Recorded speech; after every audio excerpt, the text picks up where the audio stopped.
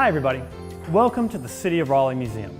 My name is Ernest Dollar, Director of the museum, and today we've got a very special show for you. We're going to take a look at the museum's collection of Christmas artifacts from the past. We're going to pull out some of the special toys and little artifacts that remind us of all those Christmases we shared many, many years ago. So thanks for coming to the City of Raleigh Museum, and let's take a look at those objects from the past.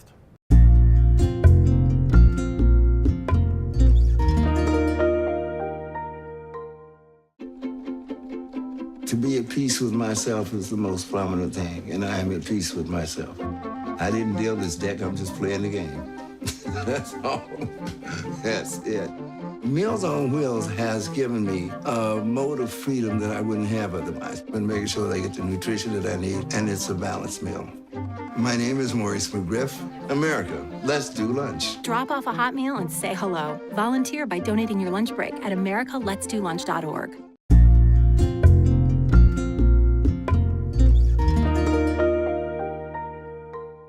Well, welcome back to the show. Today, at the City of Raleigh Museum, we wanted to bring out some of those artifacts that remind us of those traditions, those stories, and those memories of holidays past. If you're like me, I've got stuff in my family that reminds me of when I was a child, and I've kept and I can't really get rid of. So at the City of Raleigh Museum, we kind of collectively keep these memories alive of Raleigheites across the city and across the years. So today I want to take a look at some of those artifacts that bring those memories to life. So first off, I want to talk about these two objects right here.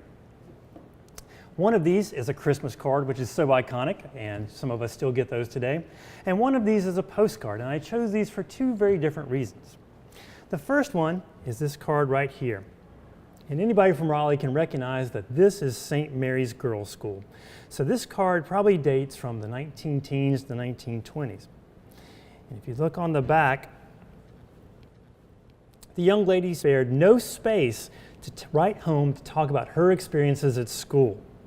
And so why I pulled this, it gives us a little bit of insight into what food was on the table of people in Raleigh at this time. So the young writer, whose name is Nellie, wrote this to her family. And in it she said, "I'm so sorry that my Christmas greeting affected Lena so bad. I just thought it was fitting. How did she seem? I wish I could send you some love to home. The possum is growing fat. Leon wasn't home Sunday, so we didn't have him."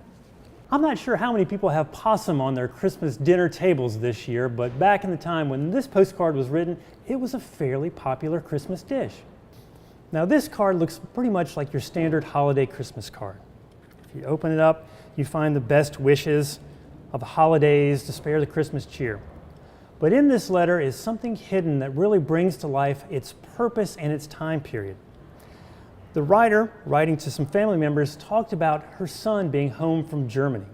And this would have probably been during World War II. And it drives home just how important Christmas is for veterans overseas and deployed during the war. So just a simple Christmas card like this, with its mention of friends and family, could mean so much to those servicemen during World War II, that we find so many of these in our collection, reminding us just how lonely it can be overseas during the holiday season for those people in war or at peace. Now, if you're somebody like me who has no balance or motor skills, these may not have been under your Christmas tree. And some of you might recognize what exactly these are. These are roller skates. Just a wonderful, beautiful, iconic piece of metal wheels, made by the Skate King Company. They were guaranteed for over 500 miles to skate on, and they were adjustable. So what you would do is you would put your shoes here, adjust the length, strap it onto your shoes, and you are ready to go. These roller skates were made in 1945. They're called the Skate Kings, and they were guaranteed for over 500 miles of use and touted themselves as the world's fastest skate. Now these skates were produced from 1934 to 1973, and really roller skates have a long tradition in the world. Some of the earliest roller skates were documented as 1743 in England. So these skates have come a long way since they were invented over 2 centuries ago.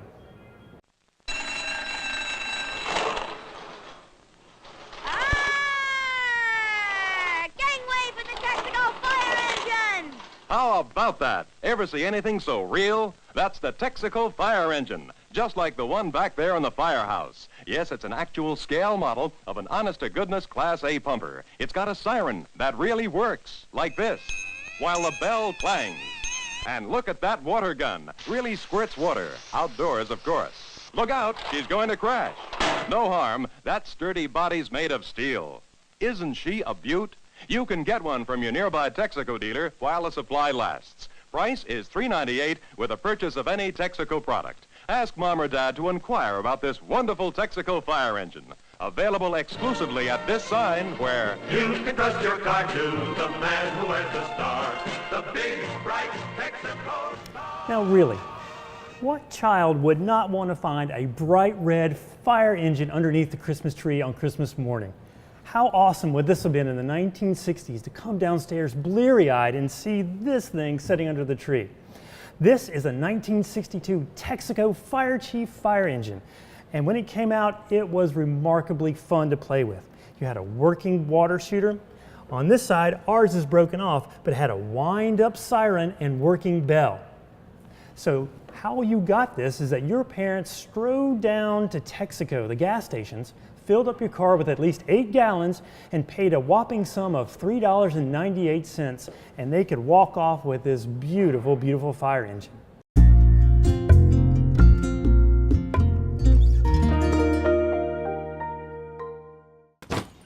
Hart, what's going on? I'm leaving. Why?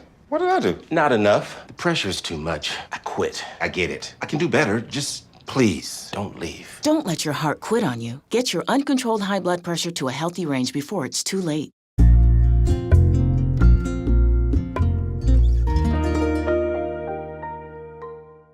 Thank you for joining us today on the show. On behalf of the staff of the City of Raleigh Museum, we wish you and your family a wonderful holiday season. And to end the show today, we wanted to show you some of those wonderful images from Raleigh and Christmases past. Everything from Santa Claus to decorating trees to those old Christmas parades. So I hope you enjoyed this, and hopefully you will have a wonderful holiday season. I'm Ernest Dollar, and thank you from the City of Raleigh Museum.